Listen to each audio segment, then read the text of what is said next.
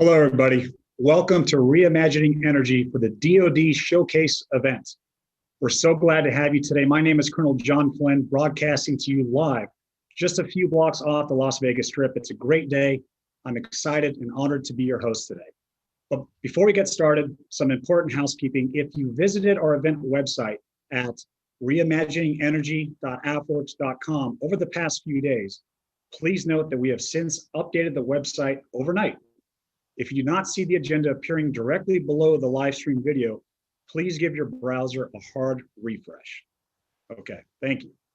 So today is a culmination of the AFWERX Reimagining Energy for the DoD Challenge, launched in partnership with Air Force Futures on September 2nd of 2020. The challenge put out a call to industry for solutions to create the future of resilient energy production, transmission, use and storage that can reduce the demand and reliance on petroleum, while also modernizing the energy infrastructure to keep pace with an ever-changing, complex, and ambiguous world. The challenge resulted in over 900 submissions received, narrowed to 178 selected for potential funding. A great thank you and congratulations are in order to this lot of innovators pushing for an energy revolution in collaboration with the DoD. And now it is my honor to introduce my classmate from the Academy and 99 grad, Colonel Charles Brisbois, who serves the Air Force Disruptive Technology Team Lead and is the driving force behind these efforts. Colonel Brisbois is currently TDY preparing for an overseas deployment in support of ongoing operations. A reminder to many of us that we continue to have tens of thousands of service members deployed downrange. Thank you for your ongoing service. Colonel Beebe, over to you.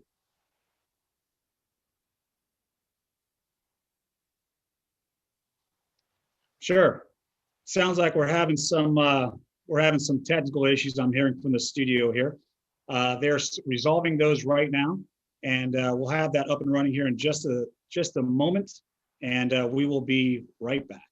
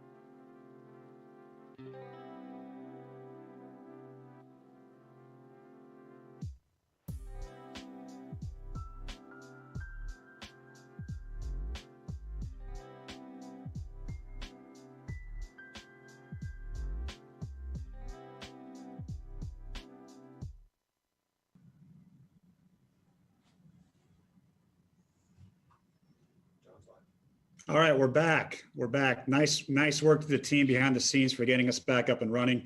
We'll hear Colonel Beebe's video a little bit into the future, but I know that he talked about the importance of this challenge, the Reimagining Energy Challenge. Of course, it's all about resiliency. It's all about combat power. And there's a humanitarian piece to this too, as we take a look at climate change and the impact that it has when it comes to national security. So thank you, Colonel Beebe. Thanks for joining us. Good luck on your deployment as well. And one of the main reasons we're huddling up here with the most really creative energy problem solvers, talking thousands of great minds across the DoD and enterprise, is because the DoD is one of the largest single consumers of energy globally, and the status quo is absolutely untenable. The Department of the Air Force, in fact, is the largest user of fuel energy in the US government. The way we generate, transmit, store, and use this vast amount of energy today is both a principal strength in combat, but also a potentially debilitating vulnerability. And as we all know, AFWERX has been tasked with tackling this challenge. So who better to introduce our first keynote speaker than the director of AFWERX, Colonel Nate Diller. Colonel Diller, the floor is yours. Hey, John, thanks so much for hosting today. Thanks for your ongoing support to AFWERX. Thanks to BB and best of luck on his deployment that will be coming soon. He's been a great partner for Air Force Futures throughout. Technologies. Thanks also to the team who's pulled this together. A super event that's spanned over many months, bringing together literally hundreds of stakeholders across a diverse audience. And a special thanks to all of you in the audience for participating today. This is about you. This is about building partnerships to build better energy solutions for our department.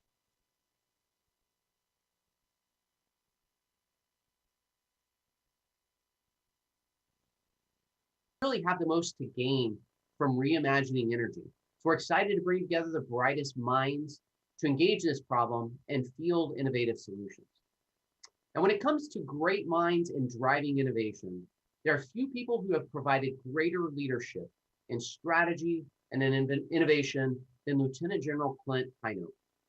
General Hinote is the Director of Air Force Futures and leading change in our department to ensure our airmen have the tools they need to secure our nation and to secure our allies.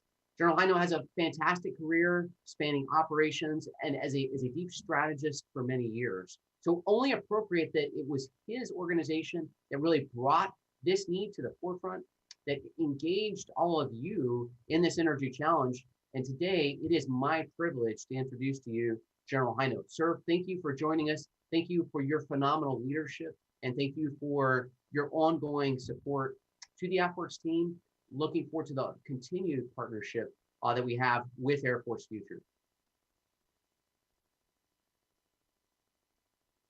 So Nate and John, thank you so much for the introduction and the opportunity to partner with you on this challenge. And thanks for the opportunity to explain a little bit about it. And for all of you in the audience, I just want to say thank you for being willing to be a partner with us and to help us reimagine energy. You know, when AFWERX came and gave us in Air Force Futures the opportunity to shape one of their challenges, I think some people were surprised that we ended up with reimagining energy as the challenge. And my job today is to talk a little bit about why that became the subject of this particular challenge and kind of the why behind why it's so important to us. And so, you know, in anything that we do, it might be humanitarian relief missions after a hurricane or a flood. It might be helping to contain a deadly disease.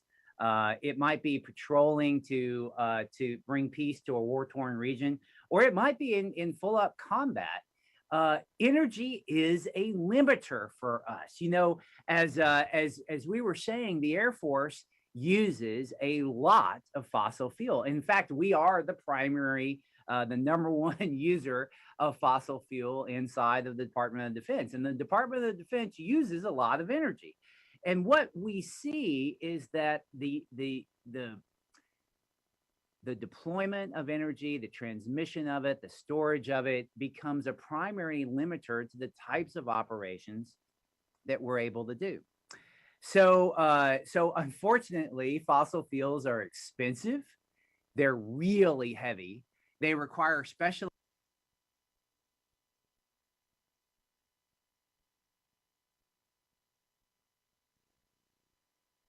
there's a tremendous amount of vulnerability that comes with being so dependent on fossil fuels. So we certainly could talk about the climate consequences of flying a lot of aircraft and releasing some of the emissions into the air itself.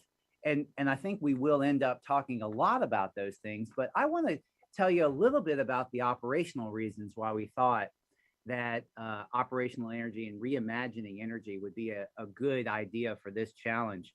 You know, in one of my jobs, I am privileged to lead this great group of people that are thinking about tomorrow's Air Force. And in one of my jobs, I do a lot of wargaming. In many ways, I lead the teams that are the primary wargamers for the Air Force. And so we do a lot of thinking through what would happen if this, and how would we react if that.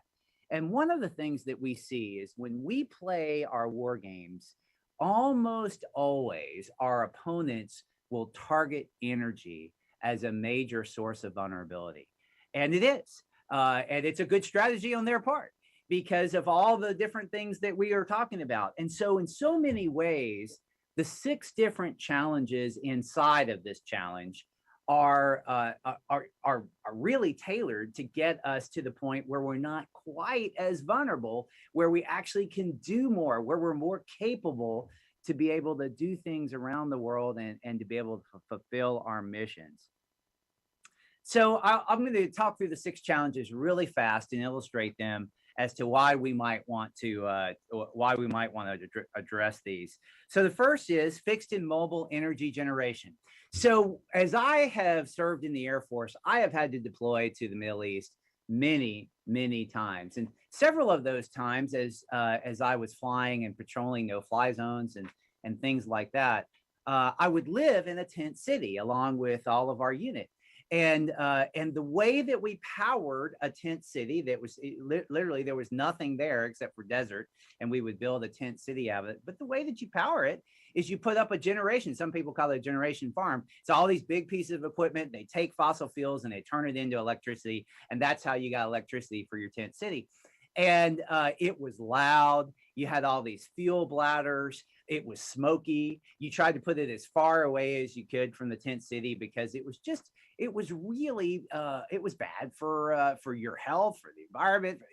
It just wasn't a great way of packaging energy and being able to generate it. And so one of the things that we'd like to be able to do is just, how could we use other sources to be able to generate that energy? You know, it was a great irony that we were in the middle of the desert. It was almost, it was sunny almost every day, and there were many nights when the wind was howling so bad that the tent would barely stand up. So there are renewables out there, but it just wasn't part of who we were to use those renewables to power our tent city. The second challenge is energy transmission and distribution, and one of the most difficult things we do is transport fossil fuels. You know, we either do it on an aircraft, we have air refueling aircraft, but a lot of it is done through tankers that float on the ocean. And one of the very big problems of that is when we are in places like the Pacific, is being able to supply very heavy fossil fuels to an island or something like a base that's on an island. And we've come up with some ways of doing that, but it would be so much better if there were better solutions for that. So that's an example of why we think that this could be a really big part of the overall reimagining energy challenge. Fixed and mobile energy storage. So one of the most difficult things to do if you are on the ground and you want to talk to an aircraft is you have to have a radio. And a lot of times you carry that radio on your back. And you know what the heaviest part of that radio is? You guessed it, the battery. And they have to carry spares, right? Because you can't be without that ability to talk to the aircraft that are supporting you overhead. So that's just one of so many examples where if we could store energy in a more efficient and effective way, it could change a lot of things. And in fact, that plays very well into the next challenge, which is new warfighting and operational equipment. I'm going to give you an example of that, something that Nate Diller knows very well. We are involved in a program called Agility Prime, where we are trying to reimagine flight. What do you mean by reimagining flight? Hey, we know how to fly. What we haven't done yet is we haven't really explored battery-powered flight. And in fact, battery-powered flight might be something that both in the commercial, private sectors, as well as in the military, has tremendous value. So we're exploring that right now. And in this part of the challenge, we think there's going to be even more to do along those lines. Data availability. I actually chuckled at this one because let me tell you the way that we used to keep track of data. So I used to fly in a small aircraft, a fighter, and I would go up behind one of our big refueling aircraft and I would go and we would plug in and they would pass a significant amount of fuel so that I could keep going and keep doing my mission. And they would tell us through the radio, hey, you got 500 gallons. And I was supposed to remember that with all of the other things that were going on the mission. So, you know, I might get shot down. There might be an enemy aircraft that's out there. I have to make sure to keep enough gas to get home. Oh, and I've got to remember that so many gallons were passed to my aircraft. And there were days when you do this multiple times, right? So there, I have to tell you, I wasn't great at that. And a lot of times I would forget to write it down. And the way, but that's not how you keep good data. We need good data to be able to understand how we're using energy and to be able to turn the knobs, the things we can control to make it better. And so that's part of the challenge here. And then finally, culture, policy, and education. I think this just talks to the big mindset shift that we're going to have to undergo as a Department of Defense, as the Department of the Air Force, because we are going to have to think differently about energy. And I don't know exactly what that looks like. That's why we asked your help. But it's obvious that we haven't thought enough about alternative forms of this idea of reimagining. And it's clear as we go forward, because it is the limiter to the types of operations that we can offer to our leaders. We're just going to have to think differently about it. We're going to have different policies. We're going to have to educate our people on how to do it better. And so this is why we asked for help along those lines. So I'm going to pass it back to both Nate and John, but I just want to say, one, thank you again for being here. Two, thanks for walking this journey with us. We think this is a really important step of making the department better stewards of the types of things that we have to do and the types of equipment and in this case, energy that we use to do it. And then I finally just want to say I'm really looking forward to a time when our minds change and we have that mindset shift where we are thinking about alternative forms, alternative ways of energy. And that's good for a lot of reasons. And I've told you about the operational reason. I also think it's good for a lot of reasons that will help with our children and grandchildren. So with that, I just want to say thank you again and really looking forward to participating.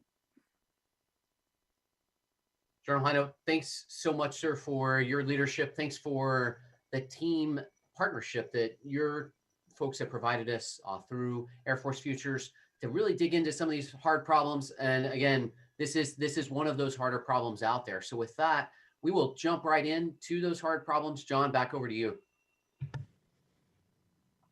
Hey, thank you, gentlemen. General Hino, appreciate you being here with us today. And of course, Colonel Diller, thank you as well. And I was just taking some notes here because I think some of the different ideas that are coming out of this challenge, when you talk about what, I work for a Fortune 250 company, businesses have been forced to relook at how they use energy as well. One thing we've done here, at least in Vegas, is, I know you see the solar panels behind me, but at least at Mandalay Bay with MGM Resorts, we've got the largest solar array, rooftop solar array in North America, and we've put up 640 acres worth of solar panels just north of Las Vegas. That's going to allow us to go to almost 100% of our daytime energy usage will come from solar. So this is something that we're excited about. I know there's a lot of businesses that are excited right now as well to see what comes out of this energy challenge, because the DoD and the Air Force, we have the resources, we have the minds to be able to really not just take our country, but to lead the globe in a positive way. So thank you both again. So coming up next, our viewers have an opportunity to choose between sticking with us here on our live stream to watch the clean energy generation panel, or listen to some unique ideas our other energy generation panel will have. They're going to be covering some novel ways of generating energy. So to view that panel, moderated by Alex Saucedo of GenCell Energy, navigate to the agenda below the live stream at reimaginingenergy.afwerx.com, and you will find the webinar links there. Now, for those of you staying with us, please allow me to welcome Stephen Beaton, an energy and biotechnology solution strategist with Air Force Futures and the moderator of our clean energy panel. I see Stephen popping up on the live stream right now. I can't see his smiling face, but I saw it earlier today. And I know once I pass it off to him, that face is going to come up. So Stephen, over to you. Thank you, John, and welcome to AFWERX Reimagining Energy panel on clean energy generation. I will be your moderator, Captain Stephen Beaton, and I manage the energy portfolio at the disruptive technology team at Air Force Futures, which means I frequently find myself asking the question, what is the future of energy generation? Unfortunately for you and for me, I'm here with three panelists who can help us answer that question. But before we dive into the future of clean energy generation, I want to give the panelists a moment to introduce themselves, let you know about their background, to understand the perspective they bring to this very interesting question. So Ken, Roland, and Svetlana, would you please introduce yourselves? Okay, hello, I'm Ken Wiesian. I am Associate Director for the Environmental Division of the Bureau of Economic Geology at the University of Texas.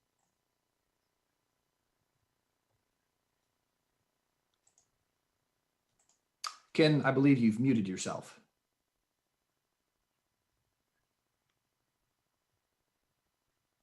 Ken, you're still on mute. Oh, there we go. Okay. Okay. Always got the technical flaws right off the bat. Okay, No worries. Dr. Ken Wiesian, Director of the Environmental Division of the Bureau of Economic Geology at the University of Texas at Austin and Associate State Geologist for Texas. I am a geothermal geophysicist specializing in geothermal energy resources for 30 plus years. I also bring a perspective as a user on the DoD side of the issue of energy, having been a wing base group squadron commander, both in peacetime, national disasters, and combat, retiring at the rank of Major General. Thank you. Great, thanks, Ken. Roland? Hey, my name is Roland Dixon. I'm the president of Special Power Sources. One of the things that we do is we build service and do R&D on SOFC, solid oxide fuel cells. Like Ken, I've been in the military for 20 plus years, retired as a lieutenant colonel, worked on a number of programs from a programmatic standpoint, went to AFWERX Energy in 2017 when that basically failed. They went out of business. What we did then is we bought AFWERX Energy, changed it to Special Power Sources, and it's just absolutely wonderful being here, being able to work with you guys on understanding the energy generation in the future. Thank you. Great, thanks, Roland. Svetlana? Yeah, hi, I'm Dr. Svetlana Boriskina. I lead the research group at MIT in the mechanical engineering, and my group focuses on the development of new technologies and new nanomaterials for the energy harvesting, and that includes solar energy harvesting, thermal, and storage and desalination technologies powered by the sun. So we pretty much work across different technologies, and that allows me to have a perspective of comparing them to each other and also keeping an eye on the ultimate limits. So what is ultimately possible from the laws of thermodynamics. And we're looking at a lot of current technology from that prism. So I also work as a lead editor for the Energy and Environmental Science Optics Express. And from that perspective, I look at the environmental consequences of different energy sources and different energy technologies that we're developing. Great, thanks, Svetlana. And with that, let's dive into the topic of clean energy generation. When people think of clean energy generation, like my background, they think of solar and wind. And by far, those are the two fastest growing sources of clean energy generation. But there are other technologies. There's geothermal, flexoelectric, there's harvesting the energy from waves, or on a molecular level, harvesting Brownian motion. What do those technologies have to overcome to become one of the prevalent sources of energy in the future? And we'll start with geothermal. Ken, we've got a geothermal expert. Can you speak to what are the challenges that geothermal have to overcome in the next decade to be one of those prominent clean energy generation sources? Okay, well, geothermal power generation, not geothermal heat pumps for your house, has been around for about 100 years, but it's been a small marginal industry for a long time.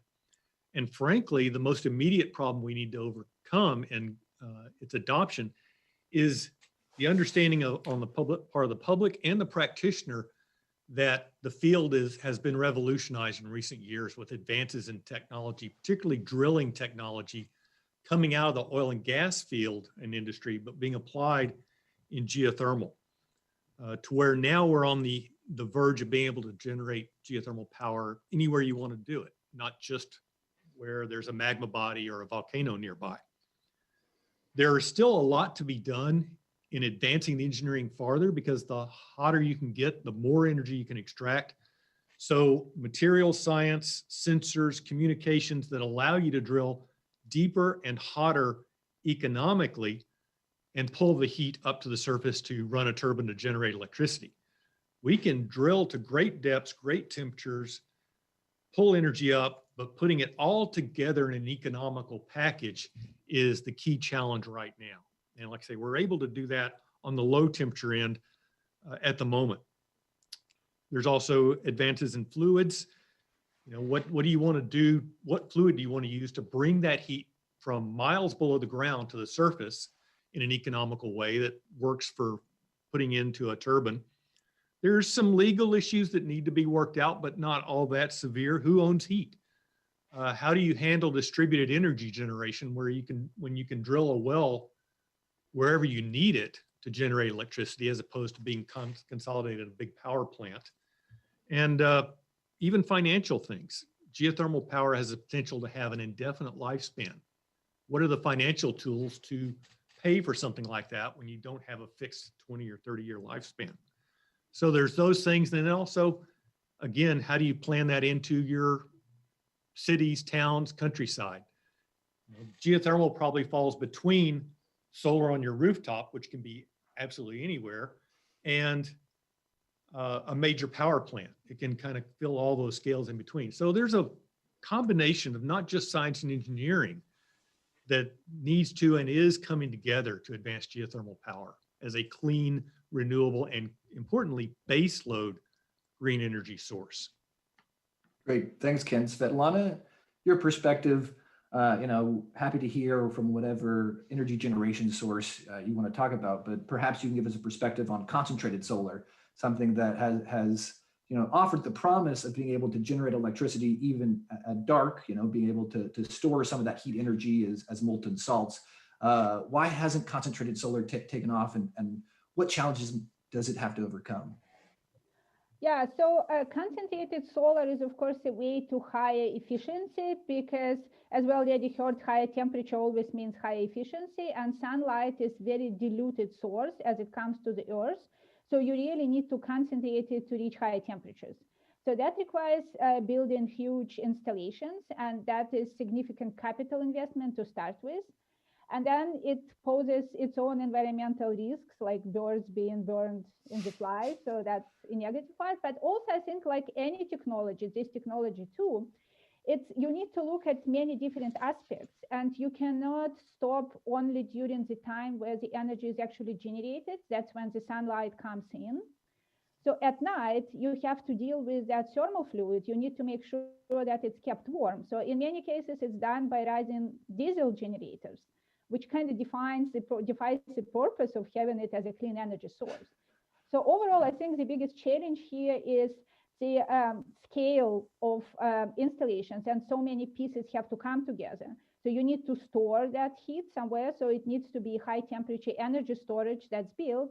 Everything becomes centralized at that point, very expensive, and maybe vulnerable to some disruptions in the networks.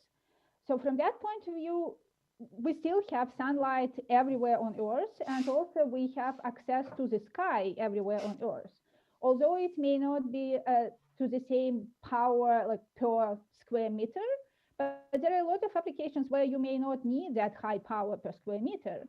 And you also need to start thinking three-dimensionally too, which is maybe less important for the civilian population, but for the army, since some of the things are closer to the sky. And that's where you can actually get higher energy generation, higher powers.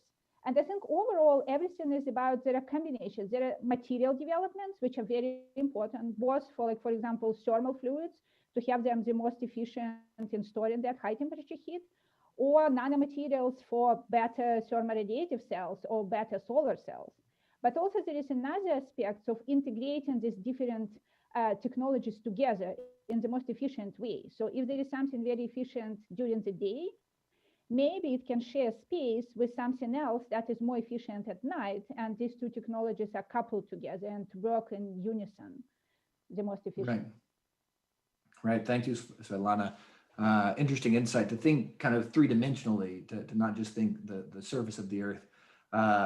Roland, there's always talk of hydrogen being the fuel of the future, and what is your take? If you were to generate hydrogen directly from electricity, do you think there will be hydrogen plants that generate electricity at scale in the future?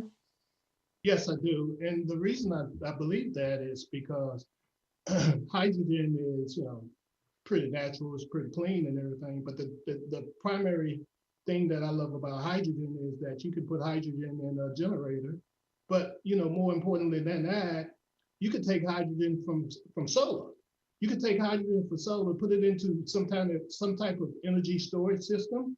And then when you don't need a solar, you can use hydrogen to put it back into the fuel cell. That's one of the concepts that we are looking at very deeply. And because we are looking at that in a pretty deep manner, it gives us all sorts of options to use in the future. But Steve, you go back and I'm just thinking about what you just said about the future of clean energy.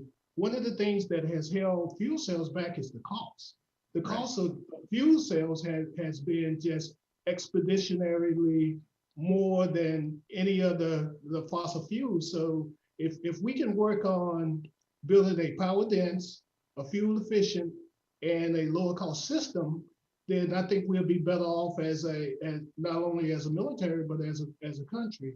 We need to really push forward with those type of technologies for us to move away from the fossil fuel. And as you saw, GM and a couple other companies are talking about, they're talking about going completely electric. And because you're going completely electric, you have an opportunity I feel in the SOFC field to do a lot of good things to help power that future generation of power. Clean energy. Absolutely. Roland, you're totally right. When it comes to hydrogen, that I did my dissertation on hydrogen catalysts. Is certainly, I understand the problems and the challenges that hydrogen face. Coming back to nuclear is a technology that we've had for decades. The military uses it in various applications. Obviously, the Navy uses a lot of nuclear reactors to power their ships. The question I have for you, Svetlana, given that you're from the Ukraine and the Ukraine has a complex history with power generation from nuclear source, do you think the public will ever accept nuclear as a form of widespread clean energy generation again? I think they will, and I think they should. And interestingly enough, again, coming from Ukraine, you would think people would be more scared there of using nuclear power. Well, they are not. They are more scared that Russia will cut off gas again and they will have no power. So it's all about the needs, and it's about balancing different sources. And nuclear does provide that reliable source, which is also very high power. It's very hard to beat it, even if you build emitter solar cells.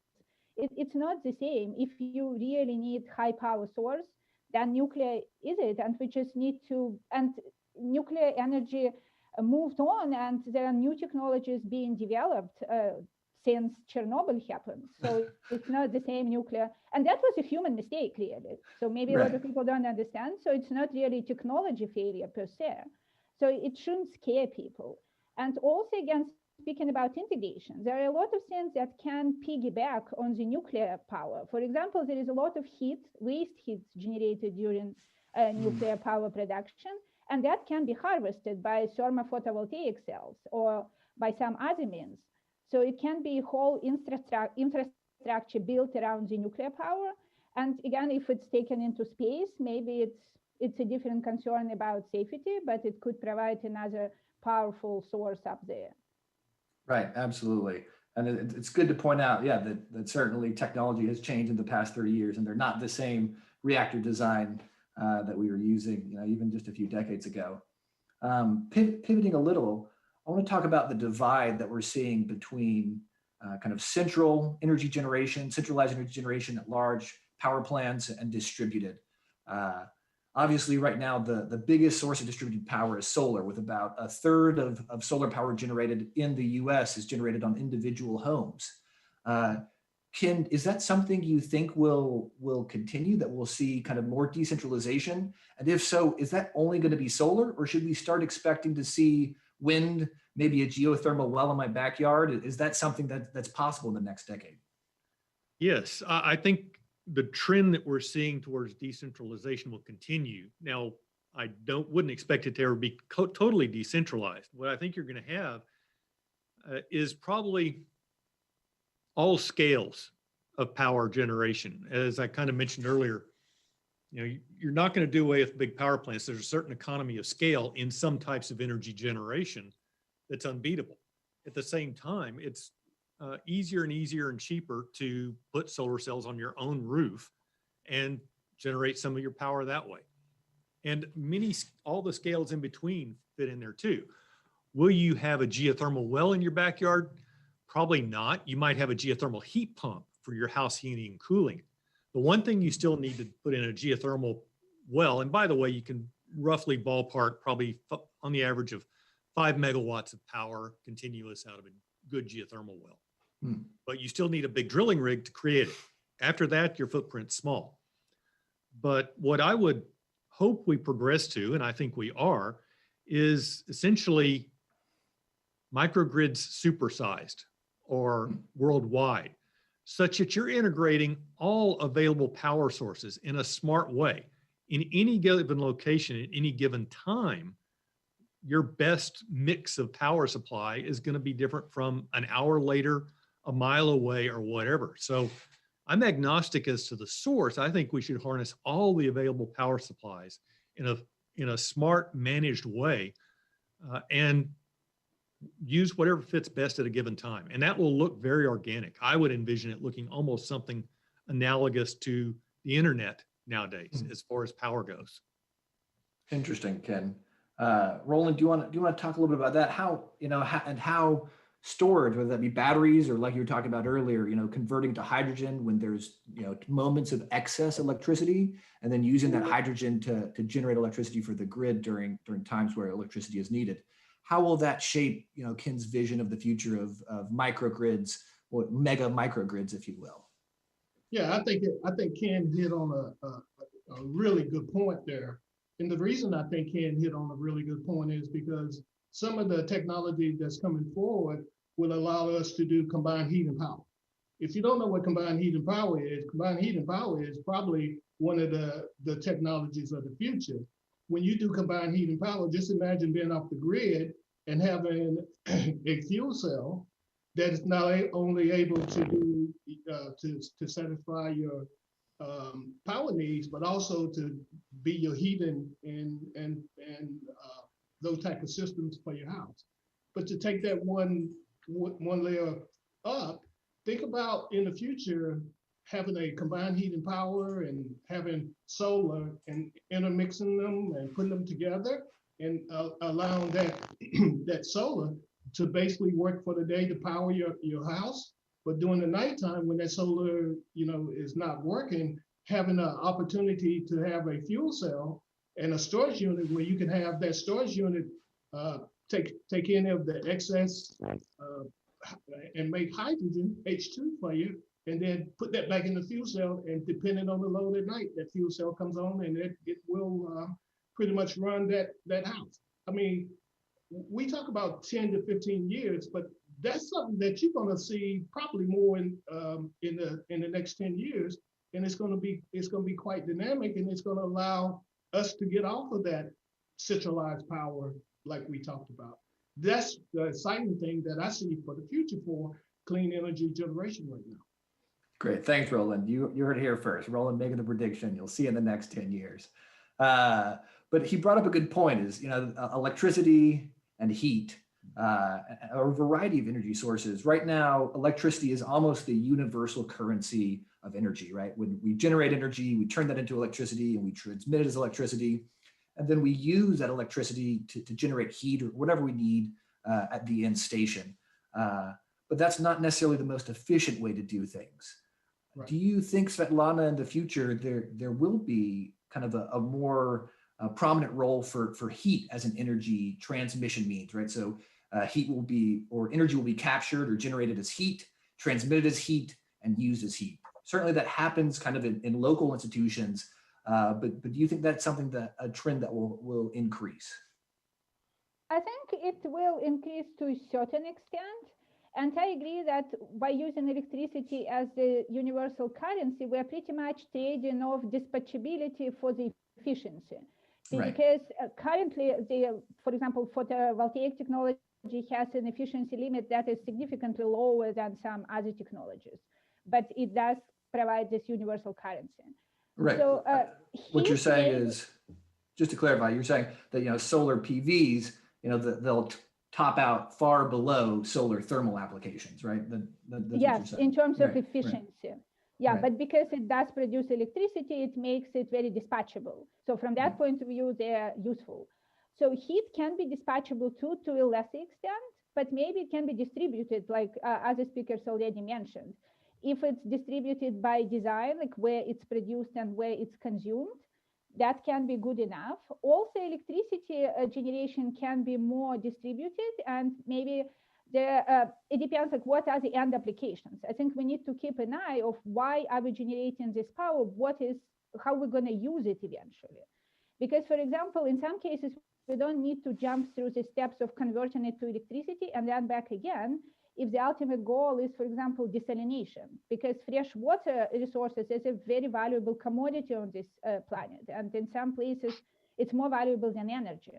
But then maybe it makes sense to never convert to electricity, the energy that's solar or thermal generated, and can be directly used to generate water instead of going through these multiple steps. So, and then we have more and more distributed devices, sensors and other things that are embedded now in the phones or will be embedded in clothes and everywhere. So those ideally, I think, might be self-powered. So they will be powered by the signal that they receive. So in that case, you probably do not even need a battery or thermal battery to power them. So it's again, I think it's an integration. It's a very hybrid system that will hopefully evolve like the internet. I completely agree there. Like every locality, every application may force a certain technology to be prioritized, and we just need to connect them well to each other.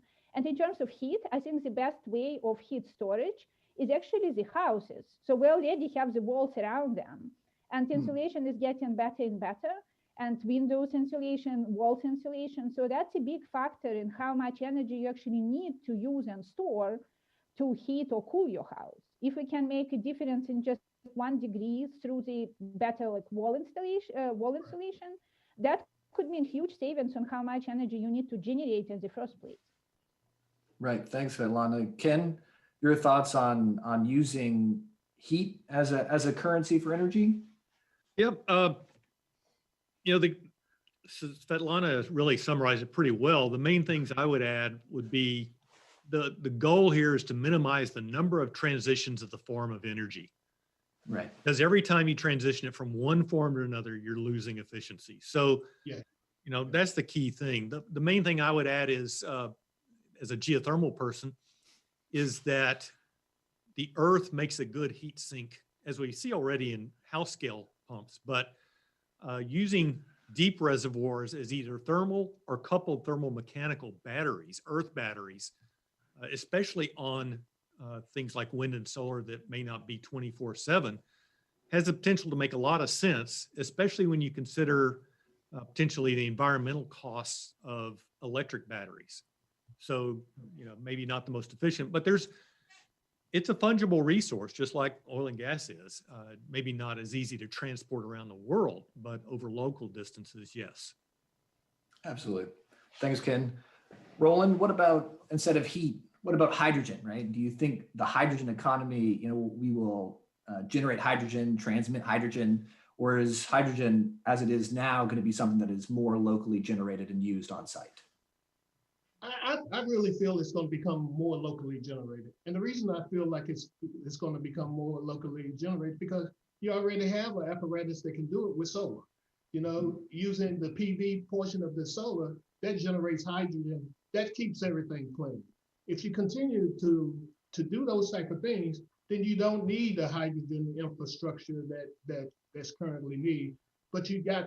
But like I said earlier, you just have to pair it with something else that is able to burn that hydrogen that's being generated by the solar panels. But I'm all in on the solar panels and the fuel cell and storage units. I can tell you that. That's one of the things that I think is going to get us to the point of being very energy dependent as a nation. Great. I'd just like to add, in the science world and here at the university, the interest scientifically and from industry on the generation, storage, and movement of hydrogen is going up exponentially right now. Yes. It really, the potential of hydrogen as a easy transition from oil and gas is really catching fire, bad pun, Yes. sorry, right now. Yeah, absolutely. It's yeah, it certainly has captured the public's imagination right now. And with that, that's all the time we have. So I really appreciate the participation of the panelists. Thank you, Roland. Thank you, Ken. Thank you, Svetlana. It's been very interesting. I know I've learned a lot, and thank you to the audience for attending this panel on clean energy generation. May the future of energy generation be clean. Thanks, Stephen. Thank you. Thanks all of y'all.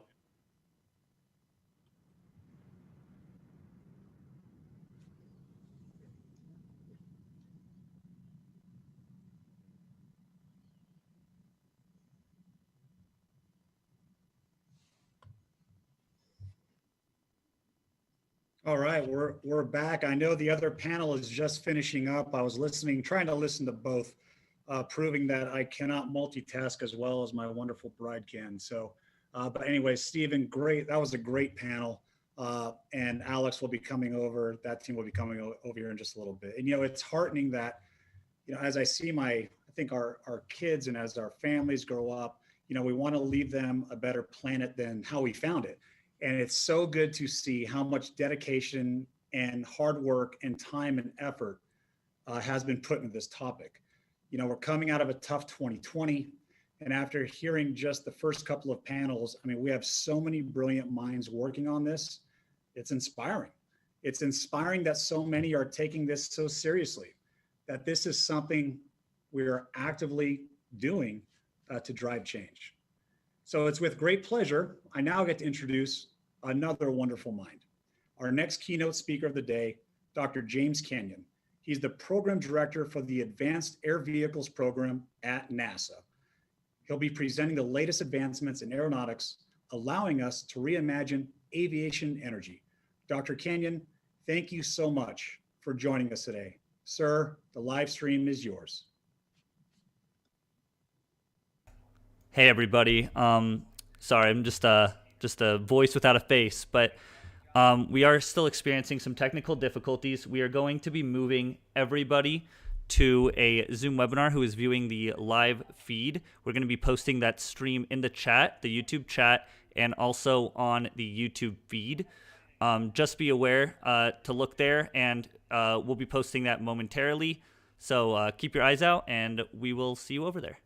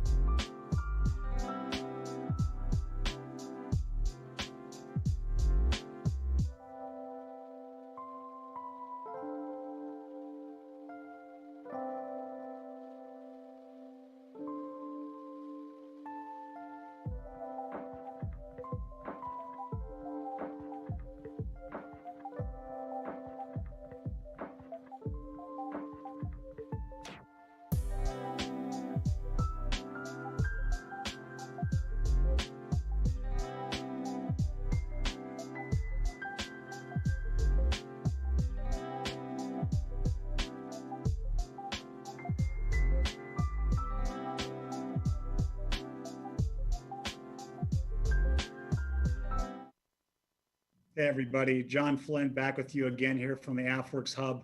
We have figured out the final resolution on our technical issues, and if you go to the AFWERX YouTube channel, you will be able to see the link to click on, which will then take you into our broadcast. So please go to our AFWERX YouTube channel, click on the link, and we'll see you there in just a minute. Thank you.